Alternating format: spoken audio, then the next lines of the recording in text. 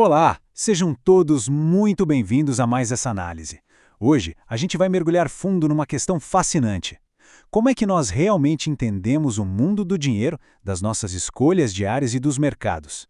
Vamos decifrar isso de uma forma totalmente nova, guiados por conceitos extremamente lógicos. Então, vamos iniciar essa nossa jornada de raciocínio? Sabe aquele grande mistério das ciências sociais? Por que será que a física consegue prever o movimento dos planetas ou o horário das marés com tanta exatidão, mas a economia pena tanto para prever a próxima crise financeira ou a inflação do ano que vem? Será que a gente está usando a caixa de ferramentas errada para tentar entender a sociedade? É exatamente essa pulga atrás da orelha que vai guiar a nossa conversa. O nosso roteiro de hoje é bem direto. Vamos passar por 1. A ciência da ação. 2. O problema do empirismo. 3. O erro do historicismo. 4. A solução, que é a praxeologia. 5. O axioma da ação. E, por fim, o ponto 6. Lógica pura e economia. Começando então pelo nosso primeiro ponto, a ciência da ação.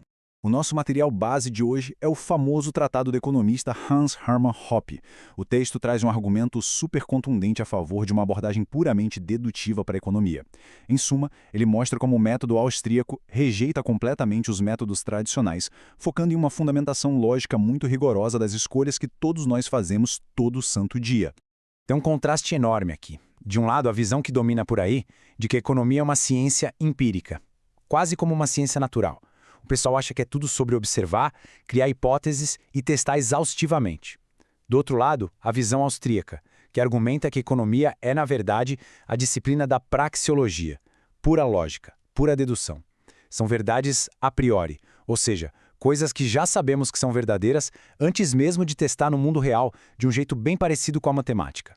E isso nos leva à seção 2, o problema do empirismo.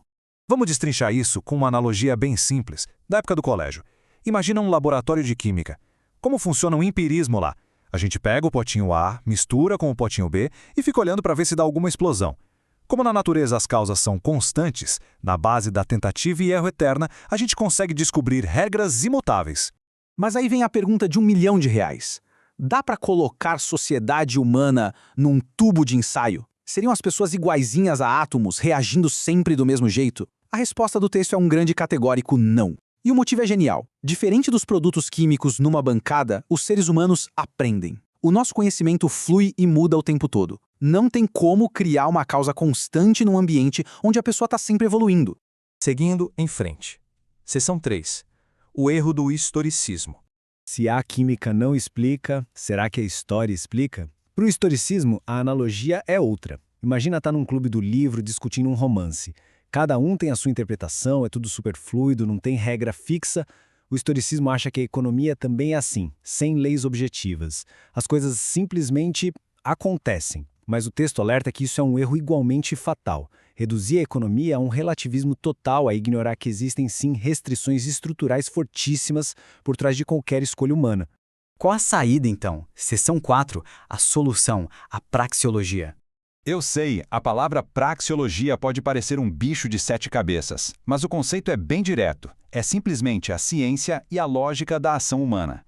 O grande pulo do gato aqui é que as verdades não são descobertas olhando no microscópio ou analisando gráficos do passado.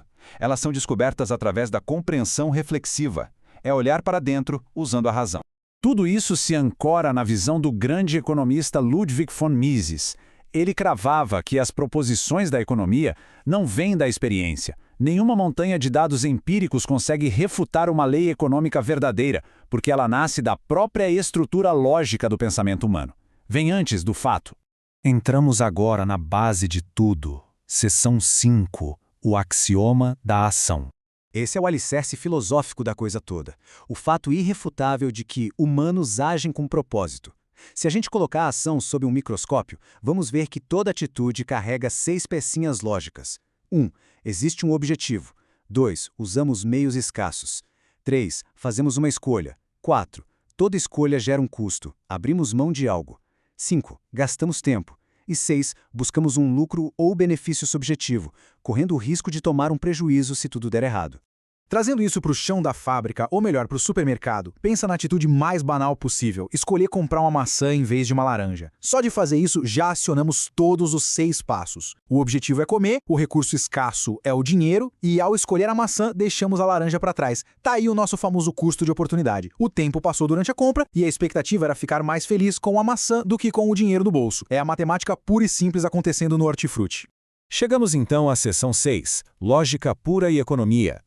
A grande sacada é como a gente sai dessa simples escolha da maçã e deduz leis econômicas complexas.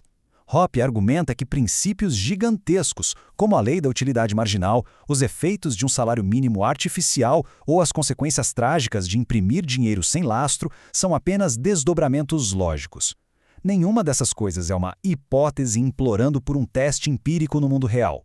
Pensa na geometria por um segundo. A gente não sai por aí com um transferidor na mão medindo todos os triângulos da face da Terra para provar que a soma dos ângulos internos dá sempre 180 graus, certo? A gente simplesmente deduz isso das formas básicas. A economia funciona igual. Não precisamos de um experimento social caótico para descobrir que tabelar preços gera falta de produtos na prateleira. Ambas as verdades são deduzidas da base lógica, seja a de um triângulo, seja a da ação humana. E isso fecha o cerco daquela nossa primeira dúvida.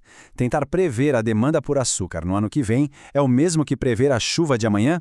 Absolutamente não. O texto reforça que as pessoas estão sempre aprendendo, e o aprendizado de amanhã é, por definição, imprevisível hoje. Portanto, a praxeologia serve como uma espécie de barreira de restrições da lógica, mostrando exatamente onde esses modelos estatísticos cravam os seus maiores erros. Isso deixa a gente com uma provocação final fantástica. Se as leis econômicas nascem de um axioma inegável e carregam essa certeza absoluta igualzinha à geometria, como isso deveria mudar o jeito que as lideranças e a sociedade planejam o futuro? O trabalho de Hoppe meio que obriga a gente a encarar o mundo por essa lente fria da dedução, um verdadeiro choque na maneira convencional de pensar, né? Muito obrigado por acompanhar em mais essa análise com a gente e continuemos sempre a questionar e buscar a lógica das coisas.